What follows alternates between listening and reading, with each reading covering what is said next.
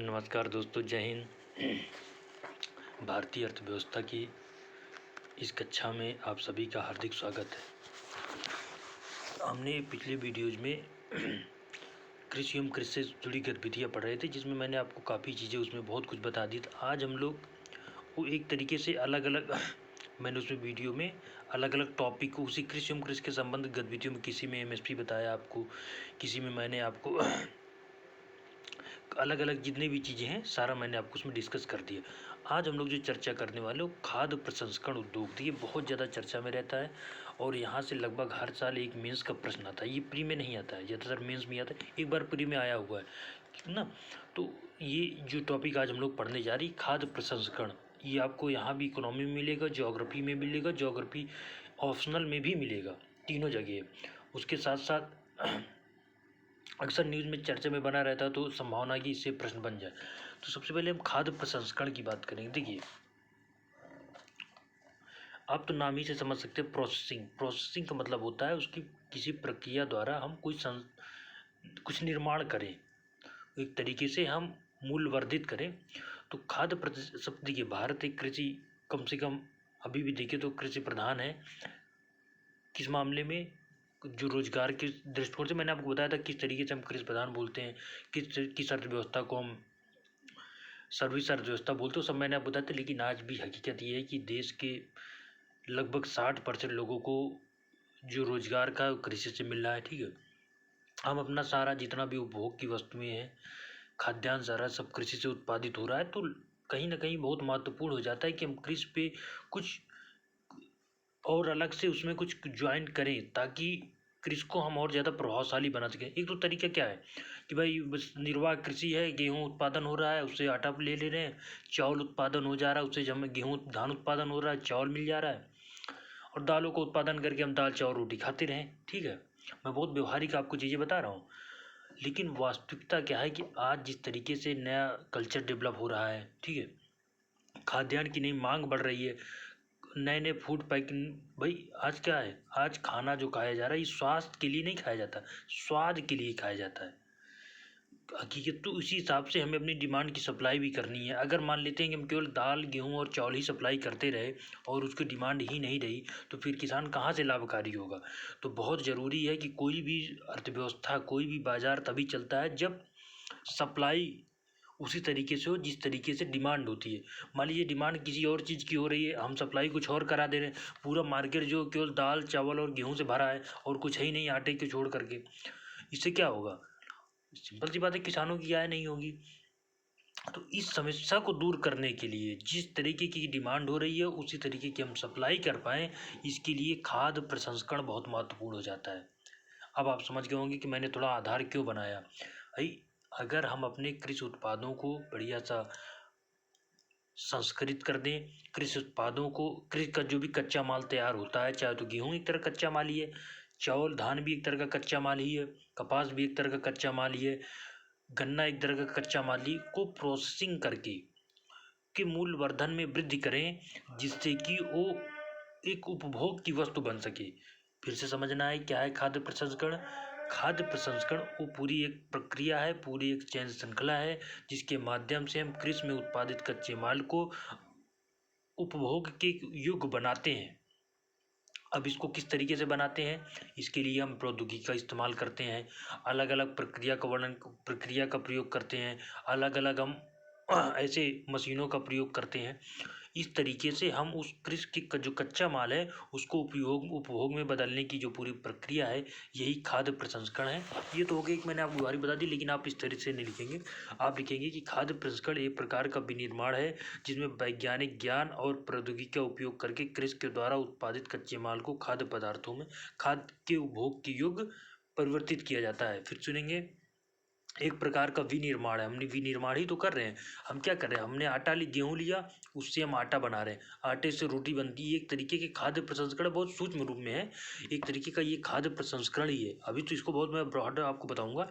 एक भाई क्या है कि हमने आटा बनाया, पहले गेहूँ उत्पादित हुआ, गेहूं से उसको पीसा गया, फिर आटा हुआ, आटा से फिर रोटी बनाई, तो उसका हमने मूल्य वर्धन कर दिया। आप सोच सकते हैं कि जो आटा मान ली 20 रुपये किलो जा रहा है, ठीक है, 30 रुपये किलो मान लेते हैं, और फिर उसी 30 रुपये किलो के आटे से आपने 1 किलो आटे से मान ली 20 रोटियां बनाई, ठीक है। अब आपको लगता है कि वो रोटियां केवल उसी 20 रुपये में जाएंगी? भाई होना तो यही चाहिए कि वो आटा है और हमने 1 किलो का 30 रुपये का आटा खरीदा मान लीजिए, उसमें से हमने 20 रुपये रोटियां बनाई, 20 रोटियां बना ली। अभी उस 20 रोटियां आपको लगता है कि 30 रुपये में बिकेंगी? नहीं, एक रोटी मार्केट में 4 रुपये का बिकती है, तो 20 चौक 80 रुपये। इसका मतलब क्या हुआ, जो हमने 30 रुपये से 80 रुपये जो हमें मिल रहे हैं 30 रुपये लगाने के बाद, उसमें भाई मेहनत भी लगी है, उसमें आपने ऊर्जा भी दी है और भी लगाए, लेकिन ये जो उसका फूड उसकी जो प्रोसेसिंग हो गई, उसका जो मूल्य वर्धन हो गया, वो क्यों हो पाया? ये पूरी प्रोसेसिंग की प्रक्रिया के कारण ही हो पाया। तो मैंने इसलिए आपको उदाहरण दी, बहुत चीज़ें हैं, अभी आगे बता। खाद्य प्रसंस्करण एक प्रकार का विनिर्माण है जिसमें वैज्ञानिक ज्ञान और प्रौद्योगिकी का उपयोग करके कृषि के द्वारा उत्पादित कच्चे माल को खाद्य पदार्थों में परिवर्तित किया जाता है। कच्चे माल को खाद्य पदार्थों में बदलने की जो पूरी प्रक्रिया है, यही हमारी खाद्य प्रसंस्करण है।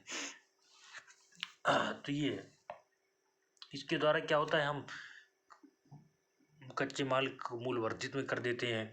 उसके साथ साथ हम ये कोशिश करते हैं कि वही चीज़ों का खाद्य प्रसंस्करण में ज़्यादा हो जिन चीज़ों की डिमांड है, तभी तो किसानों की आय बढ़ेगी, तभी रोजगार के अवसर सृजित होंगे। तो बहुत ज़रूरी है कि हम मार्केट के अनुसार अपने उत्पादों का खाद्य प्रसंस्करण करें, ताकि वो हमें अधिक से अधिक, किसानों को अधिक से अधिक लाभ हो सके।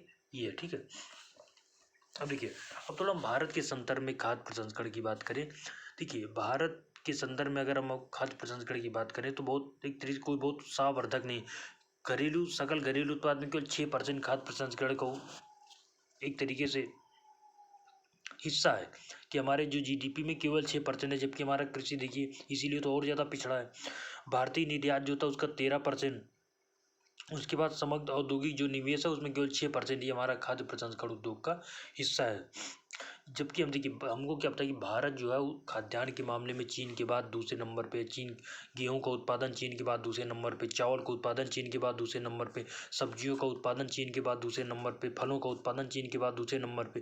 लेकिन हमारा खाद्य प्रसंस्करण उद्योग बहुत पिछड़ा हुआ है।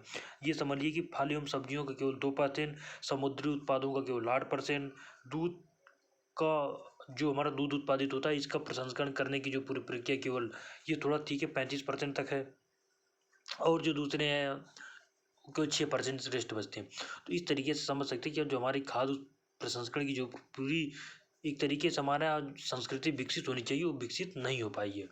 लेकिन फिर भी पूरे देश में भी 22, अब हम बता रहे हैं, देखिए तो पूरा खाद्य प्रसंस्करण हमने बता दिया क्या होता है। खाद्य प्रसंस्करण का जो सबसे महत्वपूर्ण है मेगा फूड पार्क। बिना मेगा फूड पार्क के अगर कोई आपको खाद्य प्रसंस्करण बता दे तो इसका तो कोई मतलब ही नहीं रहा, ठीक है। तो मेगा फूड पार्क क्या होते हैं, ये बहुत सारे ऐसे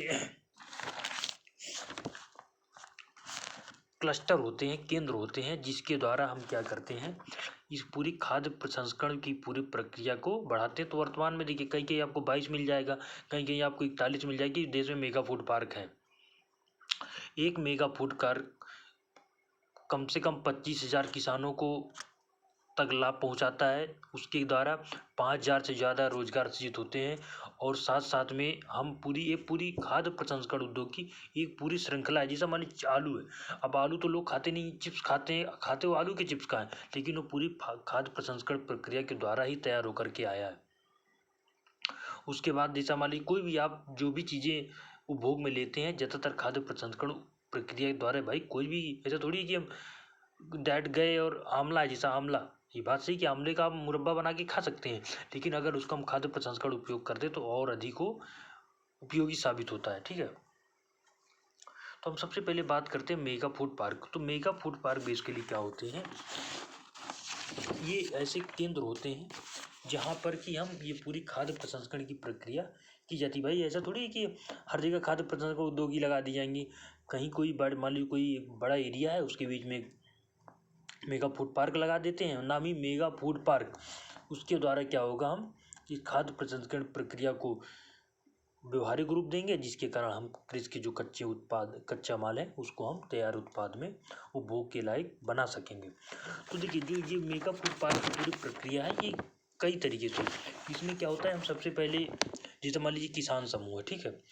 मान लीजिए कोई गाँव है, वहाँ किसानों का एक हमने समूह बनाया है, उन्होंने कुछ कच्चा माल उत्पादित किया, यह दूसरा तरीका हो सकता है कि हम किसी गांव में स्वयं सहायता समूह का गठन कर लें कि भाई 10-15 किसानों को मिलाकर एक स्वयं सहायता का समूह गठन करते हैं। यहाँ से हम कितना, मान लीजिए कोई गेहूँ उत्पादित का क्षेत्र है, ठीक है, अब यहाँ से कितना गेहूँ कलेक्ट होता है, इसको हम पूरी एक स्वयं सहायता समूह के माध्यम से उसका एक आंकड़ा संग्रहित करें। और ये मान लीजिए कोई किसान है अपना गेहूँ बेचना चाहता है तो डायरेक्ट भी बेच सकता है, ठीक है। ये तो एकदम बेसिक लेवल पे हो गया, एकदम कहते हैं बैकवर्ड लिंकेज। अब हम इससे खाद्य प्रसंस्करण को तो डायरेक्ट नहीं होता, एक होता है प्राइमरी कलेक्टिंग सेंटर, जिसे वो संग्रहण केंद्र बोलते हैं। तो इसके माध्यम से क्या होगा, हम जो गांव के किसानों का पहले जो भी कच्चा माल है उसको संग्रहित करें। नंबर 1 प्रक्रिया होती, कलेक्टिंग सेंटर बोलते हैं उनको, सीसी बोलते हैं। तो इसके द्वारा हम जो भी कच्चा माल गांव में, ठीक है, भारत के गांव में हर जगह गेहूँ तो है नहीं, कहीं कपास है, कहीं गेहूँ है, कहीं चावल है, कहीं सरसों है, कहीं चना है। तो जो भी हम कृषि कच्चा माल ले रहे हैं इसको पहले हम संग्रहित करते हैं किसानों से लेकर के। फिर क्या करते हैं, नंबर 2 पे प्राइमरी प्रोसेसिंग सेंटर होते बनाए जाते हैं। प्राइमरी प्रोसेसिंग सेंटर के द्वारा वहाँ पर जैसा कि उसको जो भी कृषि का माल है उसको सुरक्षित रखना, उसके साथ साथ छोटी मोटी प्रक्रिया वहाँ शुरू कर देना कि आगे जो प्रोसेस होगा उसके लिए हम उसको तैयार करें। भाई जैसा कोई ऐसी चीज़, आप आटा रखते हैं, आटे से थोड़ी डायरेक्ट आटा लिए रोटी बना ली, पहले आटे को उसको गूँथते हैं, उसके बाद उसको गोला गोला रोटी बनाते हैं, फिर उसको आग के पास ले जाते हैं, फिर उसको तवा सेंकते हैं, तब जाके वो बनती है ना। तो इस तरीके से एक तरह से प्राइमरी जो हमारा प्रोसेसिंग सेंटर है वहाँ पे प्रक्रिया करते हैं। इसके बाद हम ले जाते हैं मेगा फूड पार्क में। मेगा फूड पार्क में बेसिकली जो भी कुछ उसका एक तरह से आखिरी में जो भी बनाना रहेगा, जो भी उसको फाइनल टच देना रहेगा, बाद में उसकी पैकिंग हो जाती है ताकि उसकी वैल्यू एडिड बढ़ा दिया जाता है, फिर उसको जहाँ पर भी मार्केट में सप्लाई कर दिया जाता है जहाँ ज़रूरत होती है। तो इस तरीके देखिए पूरी एक प्रक्रिया, जैसे बिस्किट बनना, ब्रेड बनना, उसके बाद ये सब फूड प्रोसेसिंग के थ्रू ही आते हैं। भाई बिस्किट किससे बनता है, आटे से बनता है, आटा से बनता है तो पहले किसानों से गेहूँ लिया जाता है, फिर उसको प्रोसेसिंग किया जाता है, फिर बिस्किट बनता है। ब्रेड भी ऐसे ही बनता है। जितनी भी चीज़ें आप खाने वाली हैं लगभग फूड प्रोसेसिंग से ही आती हैं। तो फिर से समझना है, पहले किसानों से समूह लिया, उसको फिर कलेक्टिंग सेंटर में ले गए, इकट्ठा किया, फिर उसको प्राइमरी जो प्रोसेसिंग सेंटर है वहाँ पे ले गए, फिर उसके बाद मेगा फूड पार्क में ले गए। हाँ, ये सब मेगा फूड पार्क का हिस्सा ही, लेकिन अलग अलग इसलिए कि ताकि पूरा समझ में आ जाए। उसके बाद वहाँ पैकेजिंग करके जो भी उसका रेट वगैरह जो भी तय करना है, जीएसटी वगैरह जो भी लगाना है उसको तय करके मूल्य वर्धित उसका हो गया, उसके बाद उसको मार्केट में पहुँचा दिया जाता है। इस तरीके से ये पूरी श्रृंखला चलती रहती है। अब देखिए, अगर आप सोचिए भाई मेगा फूड वर्तमान में 22 हैं, कहीं कहीं आपको 41 मिल जाते हैं, 22 हैं। उत्तर प्रदेश सरकार ने भी 6 नए मेगा फूड पार्क खोलने की कोशिश के लिए, अमेठी पड़ता है उत्तर प्रदेश में, वहाँ पे एक मेगा फूड पार्क लगा हुआ है। छत्तीसगढ़ में मेगा फूड पार्क की भी एक बहुत बड़ा है, कोई अलग अलग राज्यों में मेगा फूड पार्क लगे हुए हैं। तो अगर मेगा फूड पार्क का उद्देश्य जो देखा जाए तो इसका उद्देश्य है सबसे पहले किसानों को, उसके बाद जो उद्योगपति हैं, प्रसंस्करणकर्ता आप कह सकते हैं इनको, और खुदरा विक्रेताओं को एक चेन श्रृंखला में और बनाना कि भाई जो खुदरा विक्रेता, आप कोई सामान किसे खरीदते हैं, चाहे प्रसंस्करण से उद्योगकर्ता किसान से तो खरीदे नहीं जाते लोग, कोई भी सामान रिटेल जो रिटेल सेलर होता है उसी से खरीदते हैं। अभी रिटेल सेलर है कहीं से ये इकट्ठा से लेके आता होगा, उसके बाद कहीं प्रसंस्करण करता होगा, वो इनको सप्लाई करता होगा और किसानों से कच्चा माल लेता होगा। तो ये जो पूरी एक प्रक्रिया चल रही है ये बहुत महत्वपूर्ण हो जाती है। पूरा एक खेत से लेकर के पेट तक की ये जो पूरी श्रृंखला है यही आती है एक तरीके से हमारी खाद्य प्रसंस्करण के अंतर्गत। फूड पार्कों के बनाने का मेन उद्देश्य यही है। उसके साथ मैंने आपको सुन बताया कि 25,000 किसान, अगर एक मूल मेगा फूड पार्क है उससे 25,000 किसान लाभान्वित होंगे और साथ में 5,000 से ज़्यादा लोगों को रोजगार मिलेगा। भाई वहाँ जो अंदर काम करेगा, जो सामान को लाएगा, जो अंदर प्रोसेसिंग में काम करेगा, उसके बाद उसका जो पूरा लेखा जोखा करेगा, उसके लिए एक मैनेजर की जरूरत पड़ेगी, उसके बाद उसको सही से सुरक्षित बनाए रखने के लिए कोल्ड स्टोरेज की जरूरत पड़ेगी। वहाँ हर जगह लगभग 5,000 से ज़्यादा रोजगार सृजित होते हैं। तो ये महत्वपूर्ण हमारे ये प्योर इमेंस में ही आएगा कि आप खाद्य प्रसंस्करण तो आया भी है।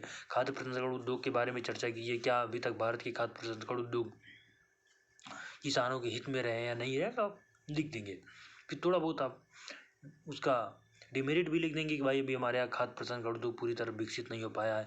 आज भी आप देखिए शायद ही बहुत सारे ऐसे जिले हैं जहाँ एक भी खाद्य प्रसंस्करण उद्योग नहीं है, तो इस तरीके से कर सकते हैं।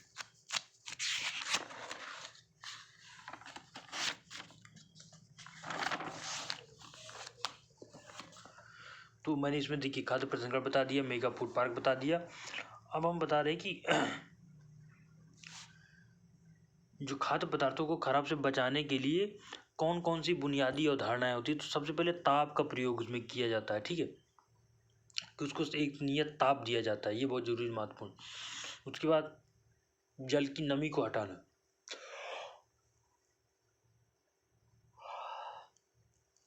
कि कोई भी जो सबसे ज़्यादा कृषि के उत्पादों की क्या दिक्कत है, सबसे ज़्यादा दिक्कत ये बहुत जल्दी ख़राब हो जाता है। आज टमाटर को आज आप खेत से लाइए, 3 दिन बाद वो ख़राब उसकी, तो इन सबको एक अच्छा वातावरण देना ये बहुत ज़रूरी है। भंडारण के दौरान भंडारण करना उसमें, और साथ में ये कोशिश करना कि ये नुकसान ना हो। ऑक्सीजन की भी फलों को जरूरत पड़ती है, उसको एक उपलब्धता बनाए सुनिश्चित करते रहना, ठीक है।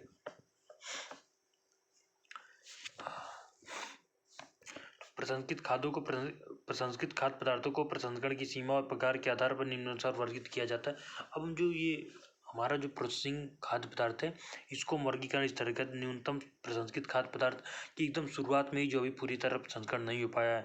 दूसरा संरक्षित खाद्य पदार्थ, जो उसको भी संरक्षित करना। उसका निर्मित खाद्य पदार्थ जो अभी एकदम तैयार हो गया है। फिर व्युत्पन्न खाद्य पदार्थ होता है, दूसरे जो हम कच्चे माल के साथ साथ को शुद्ध किया जा सकता है, जैसे गन्ने से चीनी का, तिलहन से तेल। तो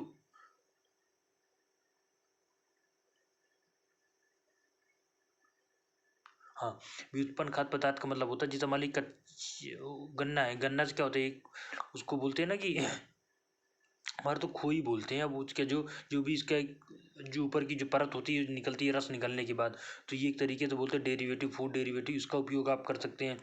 मान लीजिए कि हमको ऊर्जा का उत्पादन करना है या आग की ज़रूरत है तो उसका कर सकते हैं। उसके बाद फंक्शनिंग फूड, और साथ में जो कि मानव स्वास्थ्य के लिए लाभदायक हो, चिकित्सीय खाद्य पदार्थ। तो इस तरीके से ये इतना ज़्यादा इंपॉर्टेंट ये वाला पॉइंट नहीं था। अब हम ये तो लिख सकते थे, खाद्य पदार्थ की परिभाषा बता दी मैंने आपको, मेगा फूड पार्क बता दी। अब हम थोड़ा बात करें, बड़ी बड़ी बातें हमने कर ली। भारत में भी केवल 22 मेगा फूड पार्क लगे हैं लगभग। और सबसे ज़्यादा दिक्कत ये है कि अभी भी कोई सरकार इस क्षेत्र में उतना ज़्यादा निवेश नहीं करना चाहती। सरकार को नहीं लगता कि हमारा कोई ज़्यादा इतने लाभ है। उसके साथ साथ हमने पूरी जो एक तरीके से लॉजिस्टिक की कमी है, लॉजिस्टिक का मतलब परिवहन की कमी, सड़कों की कमी, बेसिक इंफ्रास्ट्रक्चर हमारे पास नहीं है। उसके बाद किसानों को खाद्य प्रसंस्करण उद्योग के बारे में ज़्यादा कुछ जानकारी भी नहीं है। उसके साथ साथ किसान और जो पूरी प्रसंस्करणकर्ताओं के बीच एक समझ होना चाहिए, अंडरस्टैंडिंग जो वो भी नहीं है। भंडारण की सुविधा नहीं है, कोई भी पदार्थ किसान लेकर के आता है वो जल्द नष्ट हो जाता है।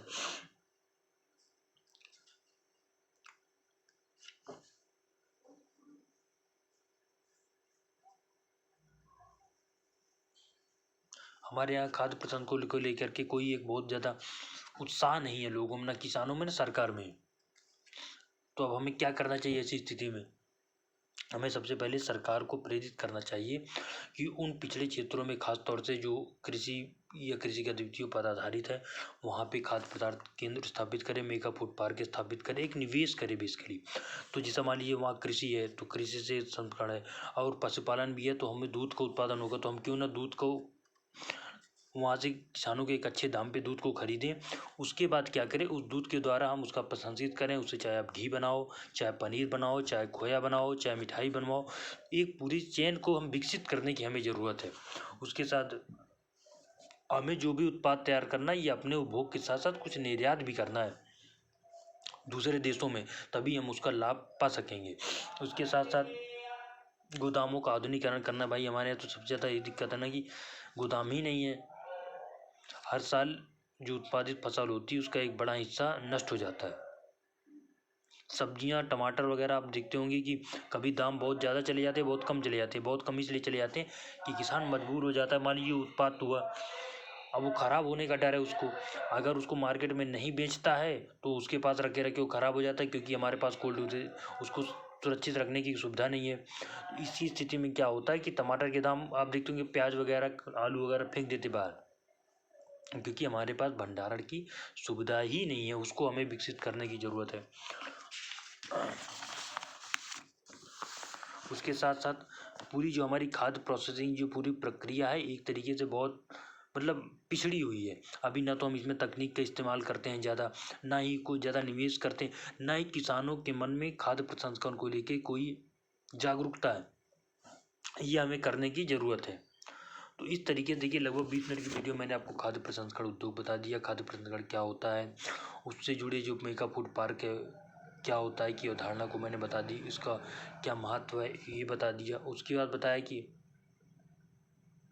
जो हमारे यहाँ प्रसंस्करण उसको किस वर्ग वर्गित किया गया, न्यूनतम प्रसंस्कृत खाद्य पदार्थ, खाद्य व्युत्पन्न, कार्यात्मक खाद्य पदार्थ, संरचित खाद्य पदार्थ, इसमें चर्चा की।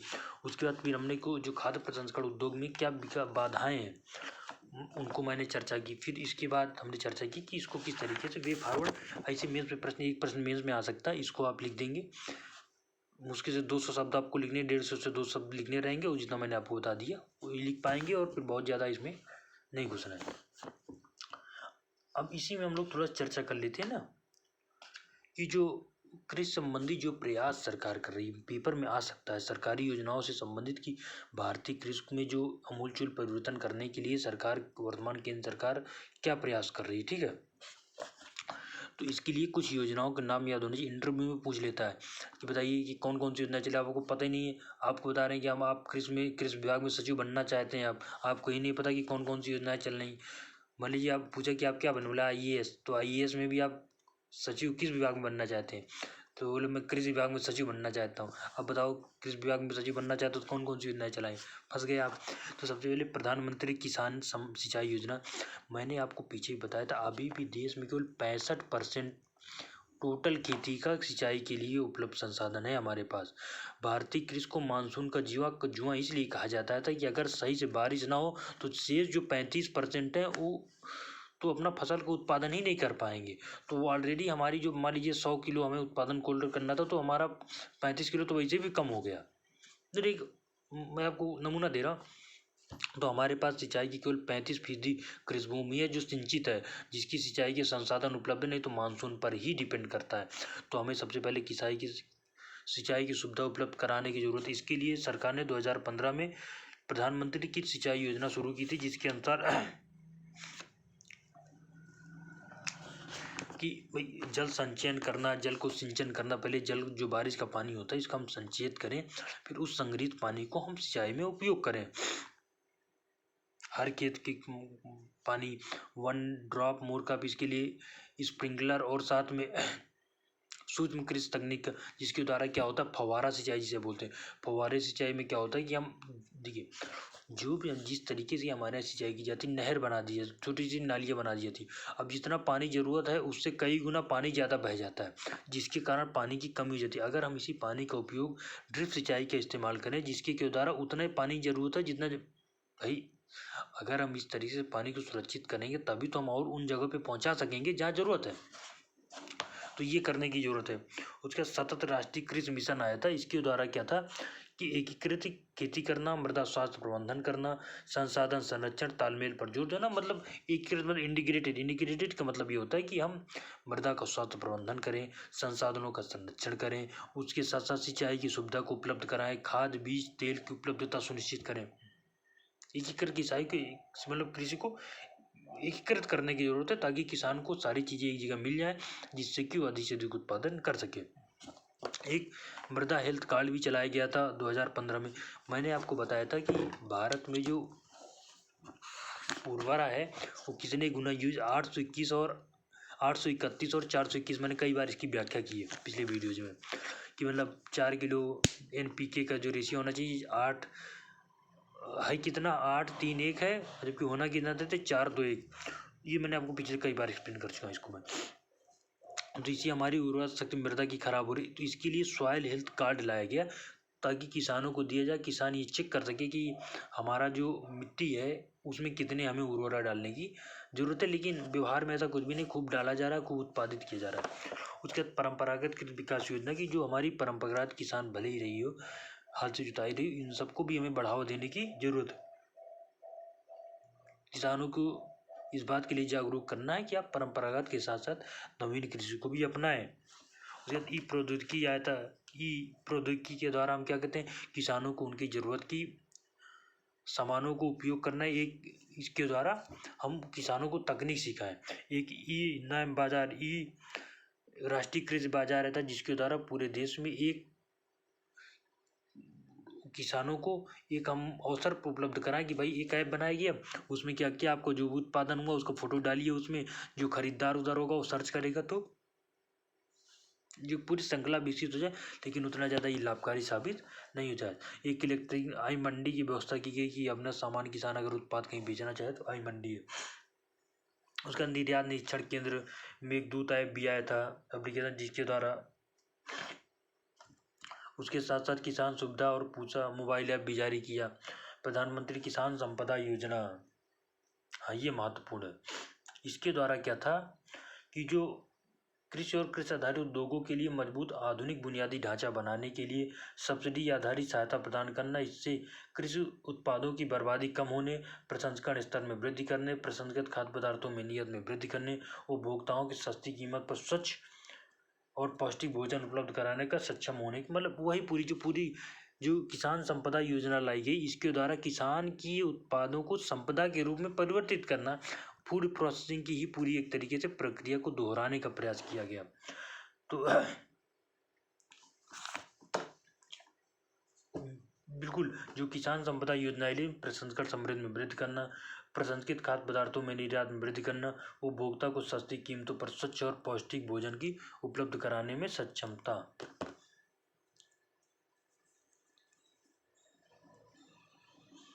सुनिश्चित करना। इनमें योजना के घटक मेगा फूड पार्क, एकीकृत शीतगृह श्रृंखला, मूल वर्धन और संरचना, खाद्य प्रसंस्करण और संरक्षण क्षमताओं का निर्माण, विस्तार, कृषि प्रसंस्करण समूहों के लिए बुनियादी ढांचा, बैकवर्ड और फॉरवर्ड लिंकेज का निर्माण, खाद्य सुरक्षा, गुणवत्ता आश्वासन और संरचना, मानव संसाधन और संसाधन, मतलब वही चीज़ें जो मैंने आपको बताई थी, खाद्य प्रसंस्करण उद्योग को बढ़ावा देना है। एक प्रधानमंत्री फसल बीमा योजना आई थी, जिसमें मैंने आप तो खरीफ और रबी, खरीफ के लिए खरीफ रबी फसलों के लिए अलग अलग जो उसमें दर तय की गई थी।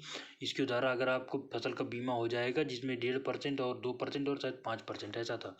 खरीफ के लिए 1.5% था, रबी के लिए 2% था और साथ में बागवानी के लिए 5% की किसान को अपनी एक, थोड़ा सा इसमें कुछ कन्फ्यूजन लग रहा है मुझे, 5% के द्वारा क्या था कि उनकी फसल का बीमा कर दिया जाएगा इतनी एक न्यूनतम एक तरह से कीमत पर, बाकी और जो भी होगा वो राज्य सरकार और केंद्र सरकार देखेंगे।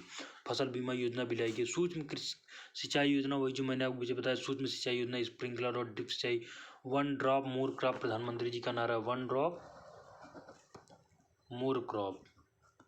इसे पानी की सुरक्षा होगी, उसके साथ साथ कम पानी में हम अधिक उत्पादन कर पाएंगे, लागत में कमी आएगी। जब भाई आप इसे नलकूप चला दिए, चल रहा हो 5 घंटे सींच ही रहा है, इससे अच्छा है कि हम ड्रिप सिंचाई करें, 2 घंटे में ही वो पानी को पूरा सींच देगा जितना हमें 5 घंटे में। इससे ऊर्जा की बचत होगी, किसानों की जो आय होगी वो एक तरीके की जो लागत होगी वो कम होगी। ठीक है, तो ये है, ये चीज़ें हैं, पता होना चाहिए। मैंने इसलिए आपको बता दिया कि मान लीजिए कहीं आप मेंस में लिख रहे हैं तो आपके पास एक फोल्डर मटेरियल होना चाहिए कि हम कि मतलब लिखे तो क्या लिखे भाई, जब आप सरकारी तैयारी करें तो सरकारी मटेरियल का ही लिखा जाए।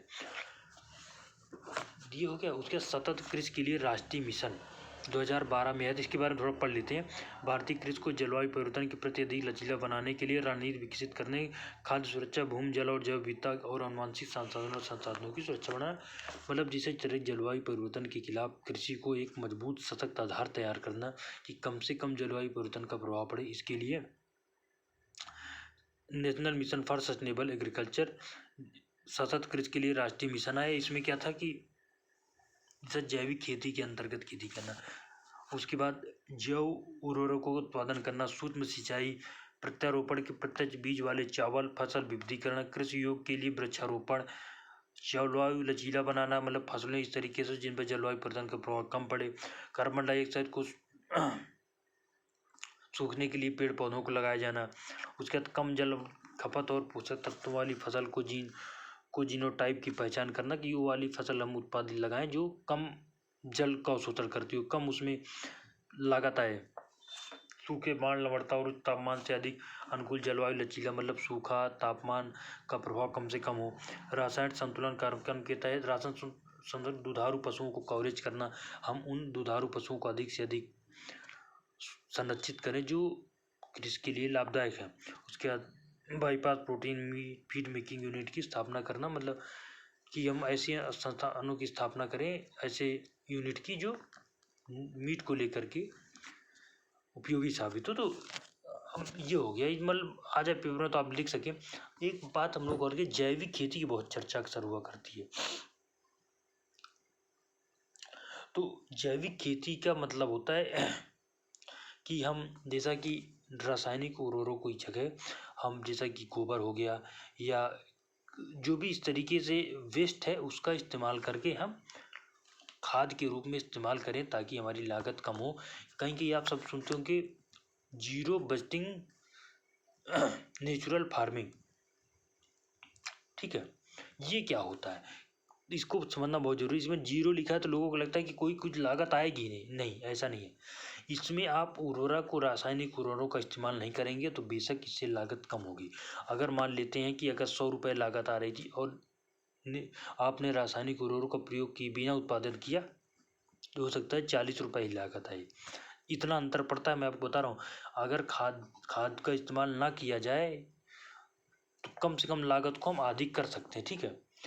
तो इसके लिए क्या किया जाता है ना, नए खाद की, जिसको जैव खाद बोलते हैं, इसको बनाने का तरीका है। अगर मान लेते हैं हम जीरो बजटिंग नेचुरल फार्मिंग करने चाहते, इसके लिए हमें रासायनिक उर्वरक के एक तरह से ऑर्गेनिक खाद का प्रयोग करें ना, अकार्बनिक, मतलब जिसमें कार्बन ना हो। तो ऐसी खाद के लिए हम क्या करें कि 200 लीटर का पानी, उसके बाद 13 किलो गोबर, 1 किलो बेसन, 1 किलो गुड़ और लगभग कुछ आधा किलो के आसपास डालें। फिर से याद करें, अगर मान लेते हैं कि हमें ऐसी खाद बनाना है जिसमें भी रासायनिक ना हो, इसके लिए हम सबसे पहले किसी बड़े 200 लीटर के ड्रम में पानी को रख लें, उसमें हम 13 किलो गोबर डाल दें, आसानी से मिल जाता है। पानी तो फ्री ही है, गोबर भी फ्री एक तरह से। 1 किलो बेसन ले लें, 1 किलो की लागत कितनी आएगी, 15-20 रुपये। 1 किलो गुड़ ले लें, ये भी 30-35 रुपये आ जाएगा। आधा किलो तल डालें, इन सबको हम एक उसमें डालें और 48 घंटे के लिए इसको बंद करके रख दें। ये पूरी तरीके से नेचुरल खाद तैयार हो जाएगी। हाँ, इससे ये है कि 1-2 साल में उत्पादकता कम होती है, ऐसा देखा गया है। उत्पादकता कम होगी लेकिन उसके बाद ये पूरा रासायनिक खाद का काम करेगी एक तरीके से, और बढ़िया उत्पादकता को बढ़ाएगी और साथ में किसानों की लागत भी कम होगी। तो कई लोग इसको कर रहे हैं। एक हमारे पहचान के हैं, वो पहले नोएडा में जॉब करते थे, फिर गाँव चले गए, वहाँ इसी खेती के द्वारा आज बढ़िया जैविक खेती कर रहे हैं, रसायन का उपयोग करते नहीं और बढ़िया फसल तैयार होगी जिससे बीमारियां भी कम होगी। तो ये पूरी प्रक्रिया है, तो इसको अपनाने के लिए हमें किसानों को प्रेरित करने की ज़रूरत है। तो देखिए, इस वीडियो में मैंने आपको काफ़ी चीज़ें बता दी, ठीक है। खाद्य प्रसंस्करण उद्योग बता दिया, उसके बाद कृषि से जुड़ी जो भी मेगा फूड पार्क है वो बता दिया। मैंने फूड पार्कों का स्थान नहीं आपको बताया, एक तो मेरे पास अभी पेन टैब नहीं है, नहीं तो मैं आपको जगह जगह दिखाता कौन राज्य में कितने हैं, ठीक है। और दूसरे को उतना ज़्यादा वो पूछता भी नहीं, बस आपको आइडिया, यहाँ मेन से ही प्रश्न आने की ज़्यादा संभावना। स्टेट पीछे में पूछ सकता है कि भाई आपकी स्टेट में, जैसे उत्तर प्रदेश सरकार ने तो 6 मेगा फूड पार्क शुरू करने की बात कही है, ठीक है। तो इसके द्वारा क्या होगा कि पूछ सकता है कि किन किन जिलों में है, तो हो सकता है कभी सरकार का मन का नाम आ ही जाए, पूछ सकता है। तो सरकार ने यूपी के सहारनपुर में, लखनऊ में, हापुड़ में, कुशीनगर में, चंदौली में और कौशाम्बी में, इनमें इन 6 जिलों में मेगा फूड पार्क करने की स्थापना करने का एक वादा किया है, ठीक। तो इस तरीके से हमने पूरा पढ़ लिया। और उसके बाद जो कृषि संबंधी योजनाएं चल रही हैं, प्रधानमंत्री की सिंचाई योजना हो गया, मृदा स्वास्थ्य कार्ड हो गया, परंपरागत कृषि विकास योजना हो गया, उसके साथ साथ प्रधानमंत्री किसान संपदा योजना हो गई, और साथ में राष्ट्रीय कृषि के लिए सतत मिशन है। इन सब के बारे में हमने आज पढ़ लिया है। इसके साथ साथ हमारा कृषि और कृषि से संबंधित लगभग 5 वीडियो मैंने बताए, तो लगभग 2 से ढाई घंटे तो मैंने इसमें दिए ही, अलग अलग टाइम पीरियड की वीडियो बना करके। तो इसको देखने के बाद आप काफ़ी कुछ समझ चुके होंगे। Thank you.